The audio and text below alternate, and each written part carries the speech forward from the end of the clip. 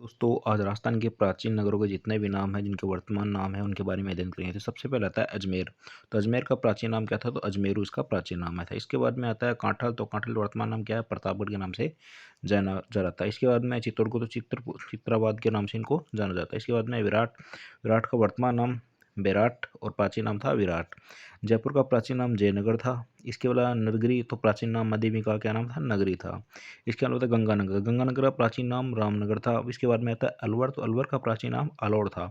इसके बाद में आता है सिरोही। तो सिरोही का प्राचीन नाम क्या था? चंद्रावती इसका प्राचीन नाम था। इसके बाद आता है हाड़। तो हाड़ का प्राचीन नाम क्या था? तो ताम्रवती सभ्यता है जिनके उनको हाड़ नाम से जाना जाता है। इसके बाद में आता है जालौर। तो जालौर का प्राचीन नाम क्या था? जबालीपुर। इसके बाद में आता है धौलपुर। धौलपुर का प्राचीन नाम क्या था? तो कोठी नाम था। इसके बाद में आता है पुष्कर। तो कोणार्क तीर्थ को किस नाम से? पुष्कर नाम से जाना जाता है। इसके बाद में आता है जैसलमेर। तो जैसलमेर को मानगढ़ क्षेत्र के नाम से जाना जाता है। इसके बाद में आता है साचौर। तो साचौर को सत्यपुर नाम से जाना जाता है। हनुमानगढ़ को बटनेर के नाम से जाना जाता था। नागौर को अहिछत्रपुर नाम से जाना जाता था। इसके बाद में आता है भीलमाल। तो भीलमाल को सीरमाल के नाम से जाना जाता है। ओसिया को रूपकेश पट्टन के नाम से जाना जाता था।